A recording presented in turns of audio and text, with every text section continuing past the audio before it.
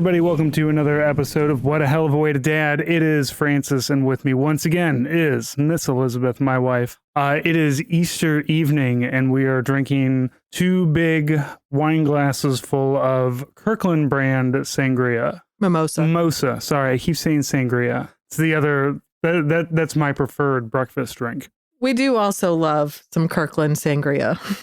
Oh, that is good.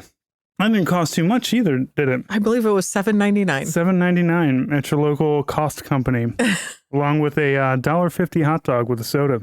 Can't go wrong. It has been a really nice weekend for us. We got the kid to take a couple of naps this weekend, which was pretty nice. Gave us a little alone time, right? For me to play video games and you to work on a few things. Yep. I'm sorry. Do we really want to talk about our kids' medical? I almost feel like it's a public service announcement to tell people about Journey. It's true. It's true. Because, I mean, I know so many people who are currently unhappy with their ADHD medication. Mm-hmm.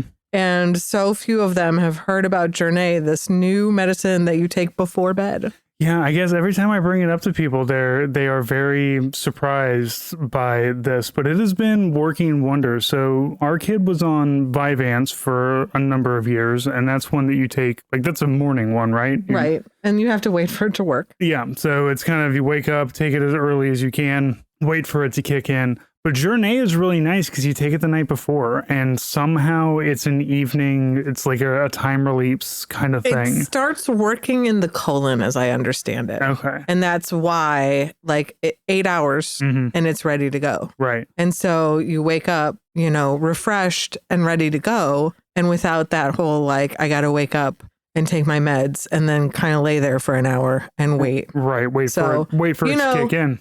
Not that we were giving any medical advice here, just saying, like, if you are on ADHD medicine and you have not heard of Journey yet, you should definitely look into it. Mm-hmm. The downside to it is that it does make our daughter snap awake at 5:30 in the morning. Like, there's nothing you can do about it. But when she takes a little break from it, she sleeps all day. So that's been really nice. And the other challenge of this with kids especially is that it's an appetite suppressant. Mm-hmm. And if you have a kid that's an athlete, like ours is, involved in competitive dance and taekwondo, you really got to stay on top of it. And that's why we do breaks to carb load. Yeah. We take a break and then go to Domino's and just get one cheese pizza and insert it into the child over the weekend. Or today, what did we learn about today? So we did a bunch of pancakes. French toast Uncrustables. Oh, God, yes. My wife has discovered the most incredible stoner meal ever. And this came from a Disney ship, right? One of the cruise ships. We've been on a lot of Disney cruises. The only time I have ever seen this in the buffet was when we did a 7-night on the Fantasy, and they had what they labeled French toast Uncrustables. And I have thought about this ever since. I don't think you guys even saw them. So like, it's kind of like a fever dream. Nobody believed me that they existed. Right. But I have a photo because nobody on any other ship who's ever sailed on the other ships has ever seen them either. And I'm like, I swear this one time they had French toast Uncrustables. Right. And it's not a concept that's like completely outlandish. Like you told me that and I said, oh, of course, you can do that. So, and I had photo evidence of it and I posted it on Blue Sky today. So what I discovered when I finally did this at home is that what they were labeling French toast Uncrustables really wasn't French toast. It wasn't done as French toast. It was just maybe like lightly buttered and then griddled. Like it was just kind of a fried or like grilled Uncrustable. It was a warmed up Uncrustable is what it was. Right. But then when we actually did French toast style with the egg and milk and vanilla and cinnamon, oh my gosh. It's incredible. Unbelievable. Especially if you do it while the Uncrustable is still frozen so that the inside stays at a nominal temperature. So, like it was warm and it was melty, but it was not hot. That is actually the key to doing this. Like that was part of, I looked up directions and they do have to be frozen when you take them out of the package and immediately put them in the egg wash. So yeah. Amazing. So glad we finally did that at home. The kid loved it and was like, okay, we're doing this all the time now. Yeah. And, when you need extra calories and all you're doing is adding an egg and milk, it's not like you're adding a ton of sugar to an Uncrustable. Yeah, it's already got a ton of sugar. It reminds me of when we did the pandemic state fair that we did. Oh my gosh. That was the best idea I've ever had. Yeah, we did. So during the pandemic, we're big fans of the state fair, which is in Sedalia, Missouri. And about a 4-hour drive. It is. It's not. We could take the Amtrak. What a lot of St. Louisans do is we go to Illinois because theirs is in Springfield. So it's a 90-minute drive versus Sedalia, which is 3.5 hours. But we did, because of the pandemic one year, we did our own blue ribbon affair and our own state fair and everything. In our front yard. Yeah. So that friends could come over. Yeah. So we brought over a fryer and we deep fried as many things as we could. Twinkie, I think. I know we did Twinkie, and that thing was incredible. We deep fried a Twinkie. I think we deep fried. Did we deep fry Oreos? I think we did. I don't remember. Or did we try Coke balls or something? No, I don't.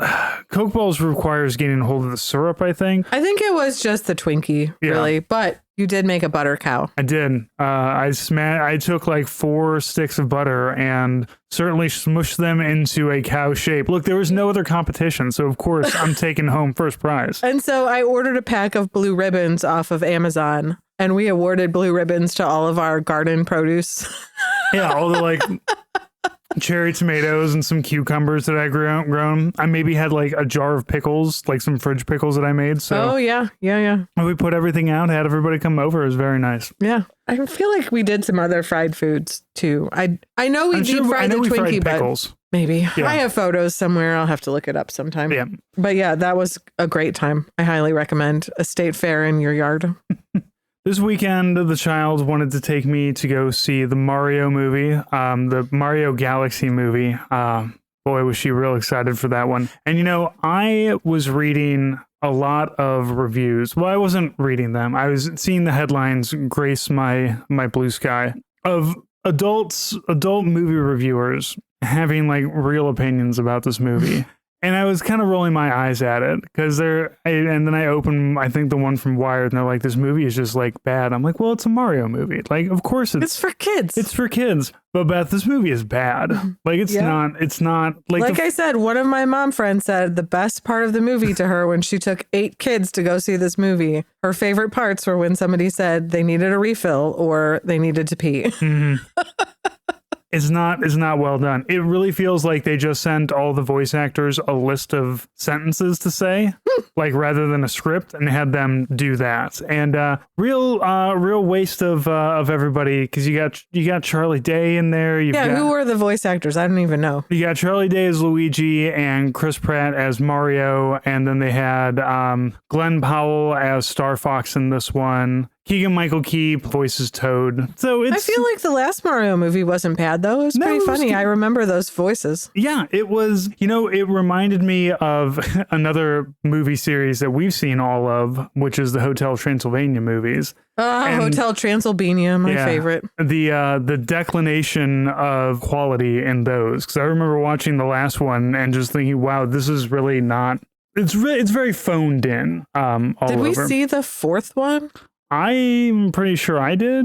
I feel like I did. Isn't that the swapping? Yes. Okay. Yeah. Yeah, I think we did watch that. It wasn't. But our kid was obsessed with Hotel Transylvania 2 when she was about 4 years old. Mm-hmm. She loved Dennis, the little kid in the second movie. Mm-hmm. Just absolutely obsessed with Dennis. I even found a toy Dennis in a thrift store and was so excited about it. She was so excited. She loved Dennis so much that and not Dennis only did is she... a little 5-year-old redheaded... Curly red hair. Yeah. A little curly red-haired boy who ends up being a vampire. But our kid was so obsessed with Dennis that... And you know what? She was probably 3 or 4 because she had a baby doll from Target. A little... brown-skinned baby doll from Target that she named Dennis. Mm-hmm. And then eventually picked out another identical brown-skinned baby doll and also named it Dennis. Mm-hmm. So it was Dennis and Dennis. And 2 Dennises. That's how much one she was a loved boy Dennis. Dennis and one was a girl Dennis. Right. Very important to note that there were two Dennises and But they were identical dolls. They were. And God bless her for it. At a certain point in time, every kid, I feel like, goes through. What was your movie that you had on repeat when you were like 5 years old? Mine was Dumbo. I have no idea. There's got to be, I'm curious. I want to ask your parents, like, what was the movie that's like, we'll put this on and keeps the kid quiet for, an hour 15? Here's the thing, Francis, we had cable, so you didn't have cable. Yeah, you were downstairs getting into hair metal. You were downstairs listening to Poison, and I'm just like, not when I was 5. But I mean, we had Nickelodeon already when I was 5, so. Oh, okay, so what was on Nickelodeon back then? Pinwheel. Oh, I remember Pinwheel. Yeah. Okay. So, I mean, that's really what I remember of being 5. We moved into a new house when I was like 4.5, and we got a big console television, like the furniture type of television, and we got cable right away. So, and then also we had an Atari and then a Nintendo right away too. So like my dad was always an early adopter of stuff. Of all that time wasting stuff. Which you never would think he was. Like, know my dad now, and you can't imagine that he was like totally into having cable, and we had a bag phone. What is a bag phone? A cell phone that you kept in your car. Yeah, that seems so foreign to me. Your father just being like, no, we have to, like your dad being like, I have to have a Switch too, is just insane. He's so thrifty, and it seems really odd that he would spend. Because that shit was expensive. Big money, yeah. We had an early digital camera. That was expensive. He just liked gadgets. He was a gadget guy. He really isn't now. I mean, I say that like he's not still alive, but like he doesn't tend to collect gadgets these days. He doesn't tend to collect. Neither of your parents do. Neither of mine do either. Like I never like giving my parents anything because I'm like, well, I'm just going to be giving this back to you in 10 years. What do you want? Like everything I give to my parents, like I'm just going to see that in 10 years and then I'm going to have to figure something out to do with it. But now I'm going to be sad. So we learned a long time ago, even with each other, that we do experiences over things. Mm-hmm. We decided a long time ago that our birthday, Christmas money, anniversary money, all pretty much goes into travel. Because we're just so much thinking into giving somebody a thing that they may or may not like. Right. And they go, okay, thanks. That was great. Yeah.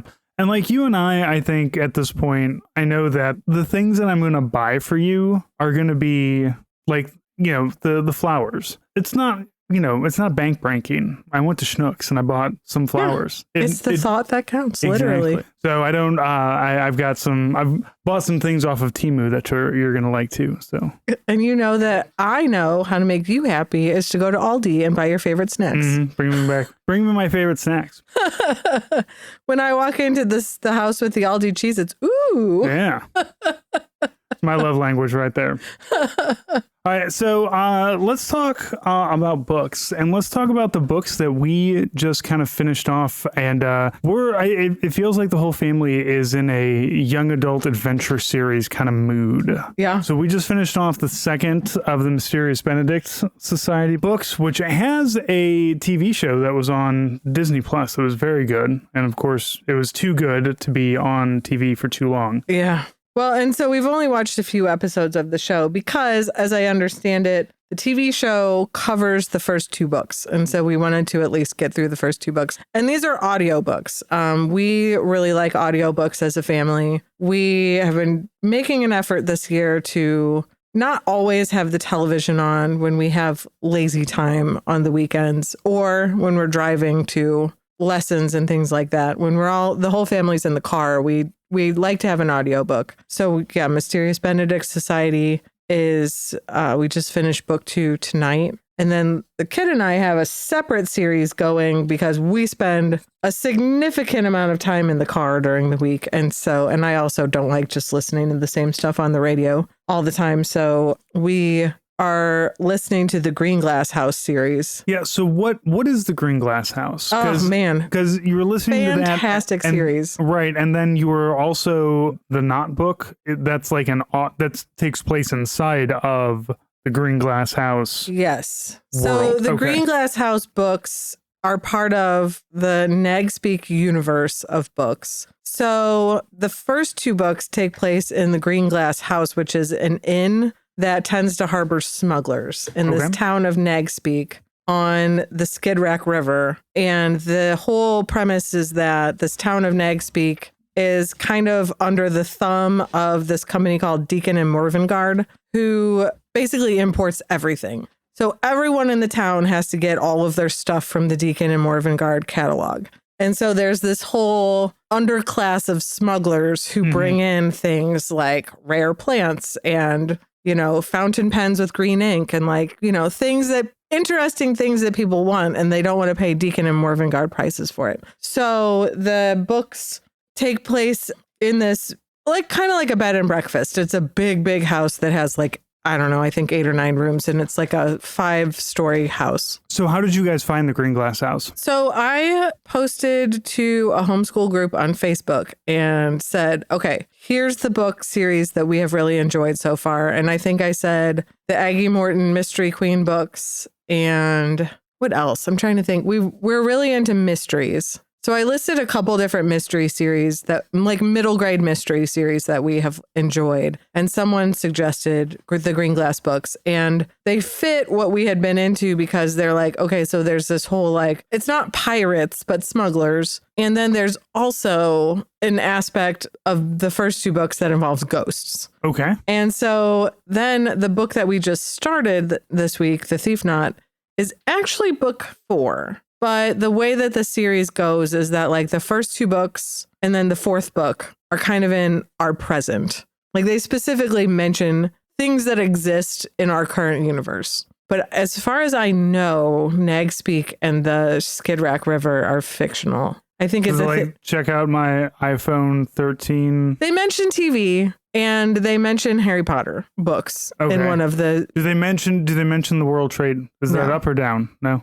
We don't know. Okay. I'm just trying to lay out where our globe's at right now. They just don't get into anything current events at all. Do they have smartphones? That's always the biggest. See, they don't mention that at all. They don't mention phones at all. I don't know how old the books are, but I feel like in the 20 teens. So they're recent books. This is a recent series, but it is definitely the kind of book where it's modern, but they don't have the modern things that distract us. They don't mention phones. They don't mention video games. They live, the Green Glass house is kind of on a island, I think. Because they do mention that the kids have to take a ferry to school on the mainland. But where the Green Glass house is, there's also this separate town uphill that is a haven for, if you can get to the Liberty, you're it's home base, you're free. So if the customs agents are chasing you and you can get yourself into the Liberty, which is a walled town, you're safe. So a lot of people with questionable pasts live in this walled city that's called the Liberty of Gamerbund. And that is the 3rd book. Or the 4th book, sorry. So that's the one we're on now. And we've just been enchanted by this book where everything's taking place inside this walled city. That's a labyrinth of streets. It's all been built kind of higgledy-piggledy, and everybody there has a sketchy past or has sketchy things they do outside of the Liberty. But the girls who are the tween focus of the book, they're nothing exciting ever happens here inside of the Liberty because everybody does their exciting stuff outside of the walls. So it's really good. And of course, our tween has been really into it because it's the first book really focused on a boy, a 13-year-old boy, and a ghost that haunts the Green Glass house. And so now this book focuses on a character that shows up in book 2, her and her friend. And so it's more girl focused. And we listened to it for hours the other day. She just loves hearing about these girlfriends, doing girl stuff.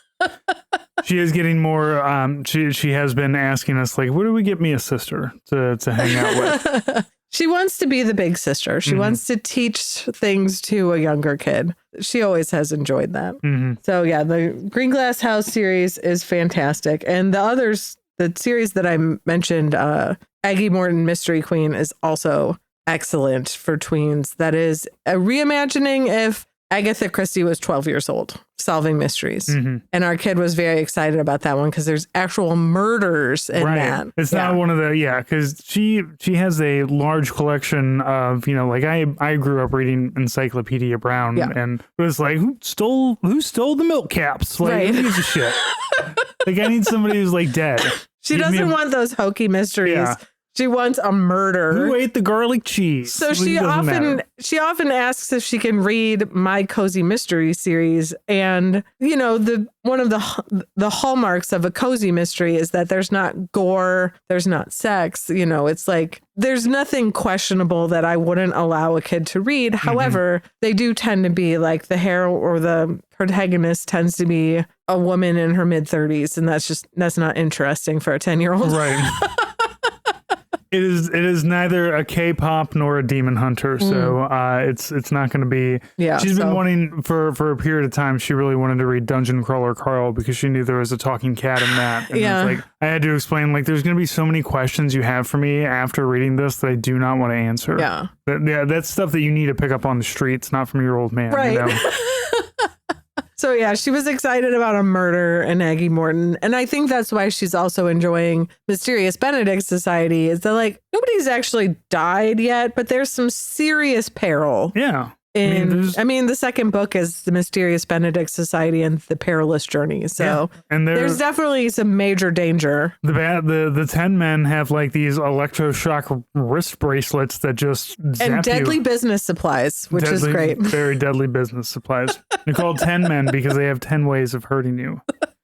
It is a bit ridiculous. TV show is great though. Yeah. It's got Tony Hale as Benedict and as the protagonist and the antagonist, and it's shot beautifully. Like it's just oh my gosh, it's like a who is that direct? Who am I thinking of? Kind of Wes Anderson. Yeah. The same kind of cinematography and color. Mm-hmm. It's just really well done in the fashion, and like I'm excited that since we're going on a cruise in a couple of weeks to that ends in Vancouver, and that's where a bunch of Mysterious Benedict Society was shot. The exterior shots were in Vancouver, and they used like all these like vintage tiny French automobiles so that it just had a certain look to it. So yeah, the cinematography, the set design, the costume design in that show are fantastic. Yes, and all of the child actors do pretty well. Yeah. So I have been, for young adult adventure books, I have kind of found myself in a space between books after I read. So I was reading Moon Hits Your Eye, right? That's the Scalzi one? Yeah. When the Moon. So I didn't get a chance to finish it because then I had to read The Highlands Burn to talk about it with Joe for his pre-order. And then you haven't finished When the Moon Hits Your Eye? No, I haven't. Oh, man. The library book, like by the time I was ready to get back to it, I had like 2 days left on it, and I was only a quarter of the way through. All right, well, no spoilers. I know, so I'm not. we're not gonna get into it. So, but I have been finding myself, just kind of doing that thing where it's like, well, what do I already have on my Kindle? And I picked up The Screaming Staircase, which is the first Lockwood and Company book. Which also got turned into a very good TV show that was short-lived and canceled well before its time. But it's still one season and then canceled, and that series is so good. It's so good. Here's the problem.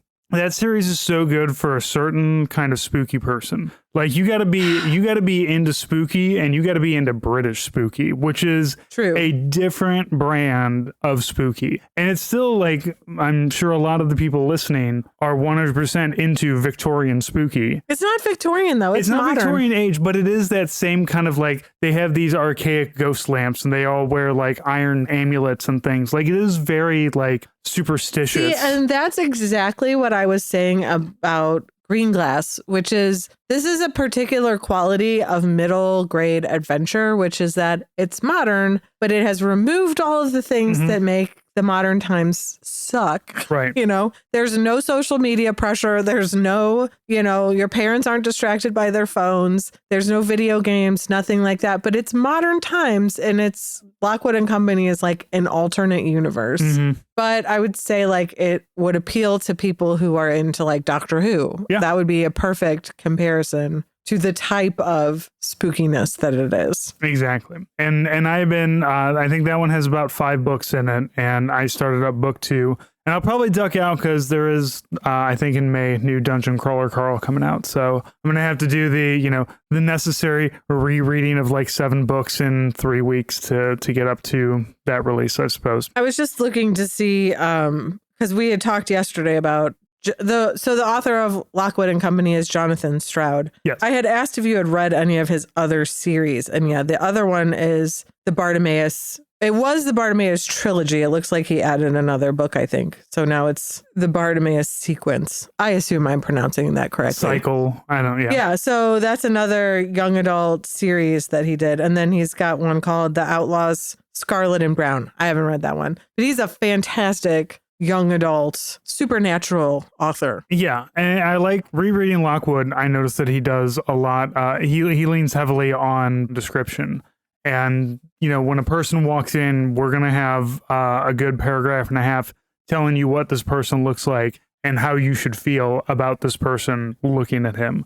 And I like that. It keeps it simple without keeping it stupid, I guess. Yeah, right? And that's a really a great characteristic of really good middle grade adventure books is that they don't dumb it down, but they also make it exciting, right, in a daring kind of way. Yeah, it's exciting and it's accessible, but in a way that is not making you, it doesn't make me feel stupid, because I have read good books and complicated books, and sometimes you just want a popcorn book. Sometimes you just want a fun ghost adventure with your British friends that go hunt ghosts. I've always been a huge fan of young adult fantasy and supernatural and fantasy, and I always loved the Tamara Pierce books when I was growing up, which are knights in a kind of medieval alternate universe. You like that? And wasn't Laurel K. Hamilton also back then kind of no? No. Oh my God, no. She is not for young adults at all. Okay. I started reading I know now she's not, but I didn't know in the beginning. No, never. She never was. No, those were for sure always adult urban fantasy books. Interesting fact. My dad actually introduced me to that series because he worked with her first husband. And so he brought that home when I was 19, I think. He brought home the first book. And he's like, oh, yeah, my coworker, Gary, his wife wrote this book. And my friends and I loved that series in college. And then, At least you were age appropriate reading it at 19. Yes. Yeah. 10 books in, she went completely off the rails because, well, I won't get into her personal life, but... We don't need to, but there's a reason why it's the first husband. So what else did you read other than Tamora Pierce while you were growing up? What were the young adult books that you had when you were a young adult? I was just talking about this at Savers the other night, that sometimes the kid and I get together on mysteries so well because other than that, we don't agree on the same types of books at all. And growing up, I always was into anything fantasy that was kind of medieval, but not. And then any old timey kind of books. I loved Little House on the Prairie. I loved a lot of, I always read old books. I loved The Secret Garden. I'm sure I read Little Women at some point. I didn't really get into Anne of Green Gables, but old stuff. I like to read old books. And she has none of that. She doesn't have any interest in old anything. No, she wants to, unless Jane Eyre was writing about Minecraft. Right. She's got nothing. Pride and Prejudice and Pokemon? What do you want here? Yeah, so I was always reading the old-timey books. The American Girl books. Those all, American Girl came out when I was about 10. Probably too old for the dolls, but I liked the books. I liked I love historical fiction. When I was young, I loved historical fiction. Boy, do I have 3 to 5 series that take place during Napoleonic Wars that you're going to absolutely love. You want some historical fiction. I still do enjoy that kind of stuff to a point. Yeah. So Redwall was my big one. I know Nate and I have talked about that a lot, but I also read a lot of Star Wars books when I was in those teen years, and of course Stephen King. I think we all By the of us time of I a was in certain 8th grade, I was way into Stephen King. Yeah. So inappropriate. Oh God. Should not have been reading any of that. No, but those were his best ones. Like the problem is that like we need to stuff more cocaine back into Stephen King. I just cringe so bad at the idea of my kid reading something like Needful Things or the Tommy Knockers. Like, oh God, if my 7th grader was reading that stuff. Oh. Right. I'd be impressed if she was reading The Stand, though. I feel like by high school, everybody was reading The Stand, but I cannot believe some of the stuff I was reading in 7th and 8th grade. That was just like, I don't think I read Tommy Knockers. That was the Alien one, right? Yeah. No, for me, it was Christine and... Christine is still one of my all-time favorite books. Yeah, and Salem's Lot. Never did finish that one. Couldn't do it. And the Dark Tower series. That was just a whole grandiose thing that kind of ended in a wet fart, but that's fine. It's Stephen King. That's what we all came here. We know that it's the journey, not the destination, right? Yeah. I read like Cujo and Firestarter, Christine. I read all the Bachman books. I read some of them. I remember Thinner and what was the walk one? The longest walk, the long walk. Yeah. Yeah, they just made a movie with Mark Hamill. Another one, right? I mean, they already had done one. No, that was The Running Man, which they had. Oh, that's right. Yeah, and they kind of got closer to the actual Running Man book, but then chickened out at the end of it, unfortunately. Yeah, I always remember Thinner really messed with me when I was young. Yeah, I mean that's a whole like eating disorder one, isn't it? Yeah, like, it's the Gypsy Curse, but yeah. Yeah. I mean, gypsy curse, trauma, call it what you will. It's still an eating disorder at the end of the day. Yeah. So yeah, I've read a lot of Star Wars. The Star Wars novels that when Disney bought Star Wars, they tossed them all out and said, no, these aren't canon, which is probably good because most of them were very bad. They're just not. They had a whole series about like, you remember the Death Star? Well, we've got the Sun Crusher now. Okay, so you know how the Death Star was big? Well, this is the opposite. It's very small. Only one person can fit into it. It has a payload of these bombs that can make a star go supernova. And also it's indestructible somehow because we have another Death Star. We have a third Death Star to shoot it with. So that you can see that this armor on the Sun Crusher cannot be destroyed by this third Death Star that we had hanging out here.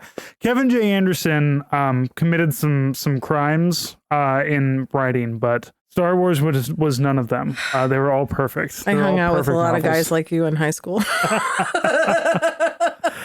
Here's the thing, though. I got over it, though. I'm no longer a Star Wars guy. I once upon a time was. I have no opinions about Star Wars anymore. I definitely had a boyfriend in college who spent every single dollar of his paycheck on Star Wars stuff. Ugh, no, I want fewer things, and certainly don't want any more Star Wars books. I don't feel like I wasted my time with them, but I do feel like I have tried to go back and read them again. And was like, yes, I understand why 16-year-old me loved these books. And that's okay. That's okay. We can leave those books in the past. But it's just that I can read a young adult, a book that is written for children. And I find it, easier to read and more compelling than these like science fiction books that were made for ostensibly adults in the 90s that are just like God, this is like, so it's just, it can crush a sun? What? Like... Look, good and bad writing exists across all genres. I like, you know what? I think we all have that series that is the guilty pleasure, or is the like, yeah, I know it's bad, and I still read the shit out of it, and that's why I love it. It's because it's bad. That was Laurel K. Hamilton for me for a long time, but even that got to a point where I just could not stand it anymore. Mm-hmm. Yeah, so and she still keeps going, man. I mean, there's still people out there who are going to buy it. Like, I'd still crank out books if I know it's wild to me though. Like, what's the other option? Go back to an office job? And she's not doing that. Like, she could just start something new. Like, what? Still going on with the same 2 series. A new sex dungeon? Like, what do you want?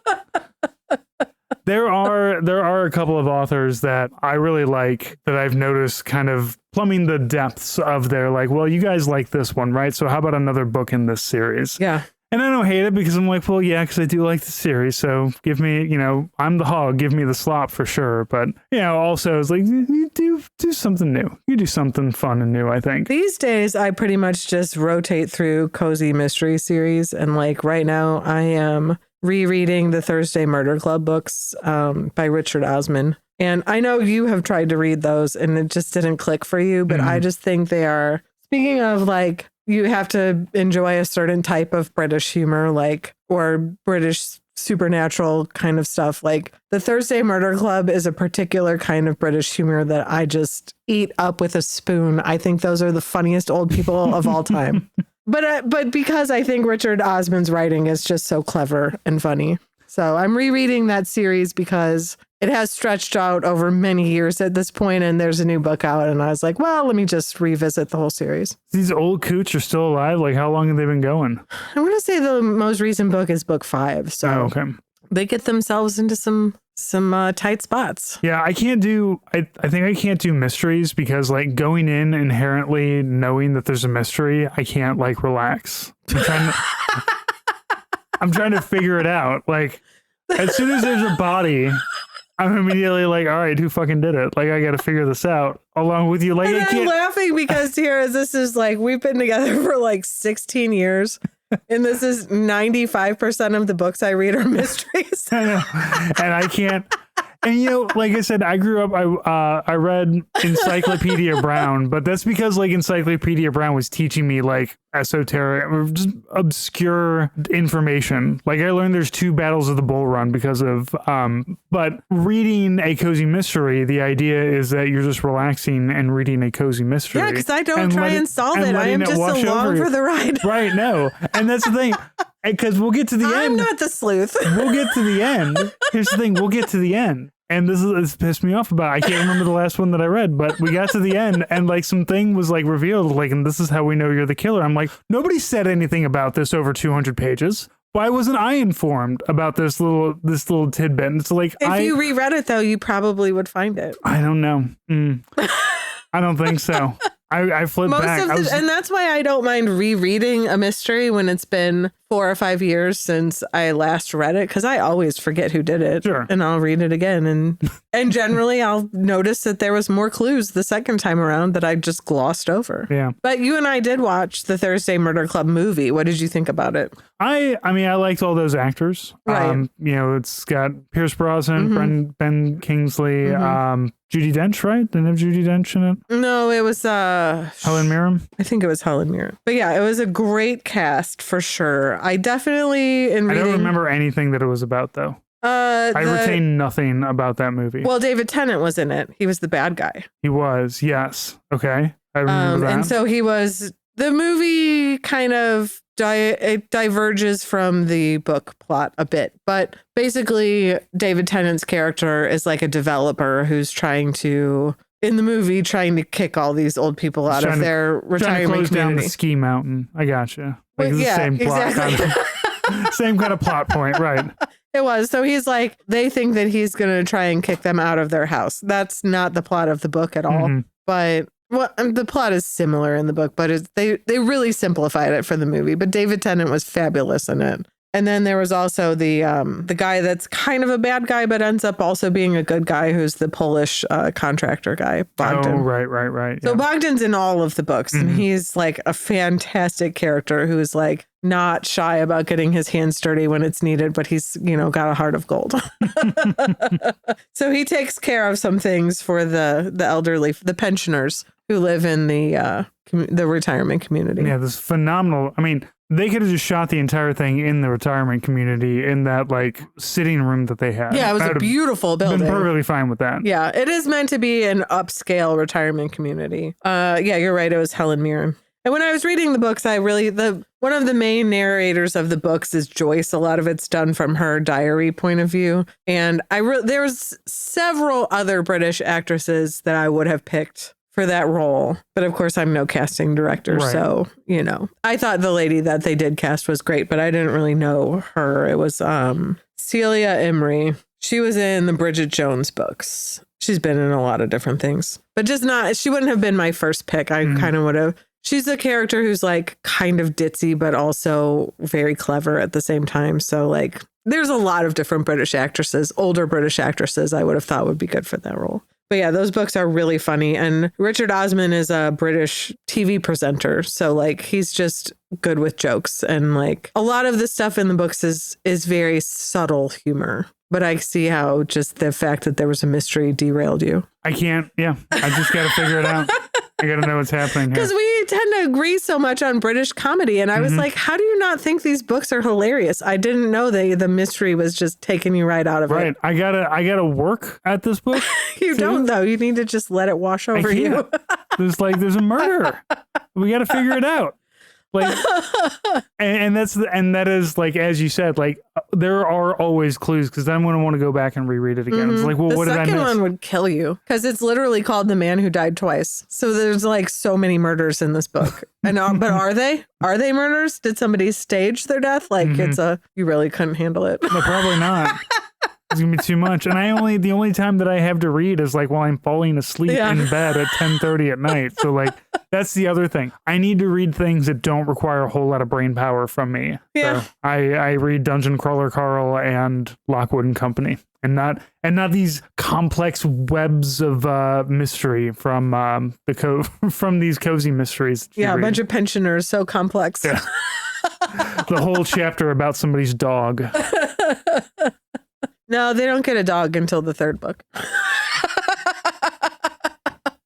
So I think the next book, though, like I said, I've got Dungeon Crawler Carl coming up. Are we going to have, what's our next family book going to be? I don't want to do another Benedict one, but I know you guys are doing your Green Glass stuff. So what we talked about tonight was getting into the Magic Misfits series, which is Neil Patrick Harris's young adults series. And he does the audiobook, right? Yes. All right. Yeah, and it's a series of 5 books. I have only read the first one, and it's been some years. She wasn't ready for the story when I read it some years ago, but I knew by the time we got to middle grade that it would be one to come back to. So I haven't read the whole series. I can tell from my Goodreads that I gave it 5 stars at the time when I read it. That's why I've kept Goodreads for like almost 20 years, I think. I was going to say, you have a longer relationship with Goodreads than you do with me.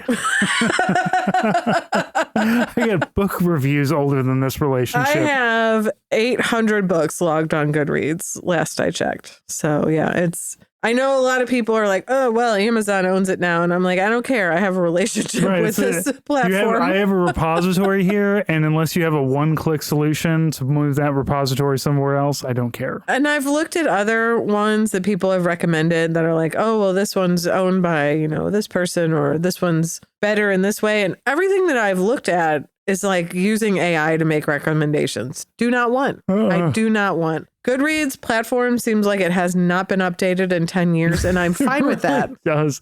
It needs to just stay the way it is. It really does look like a mid-aught forum. Like it really, like it functions that way. It's fine with me because I am only just keeping track of the books I've read. I do not need any kind of AI. I don't need it to make recommendations to me. I just want to log the books that I'm reading.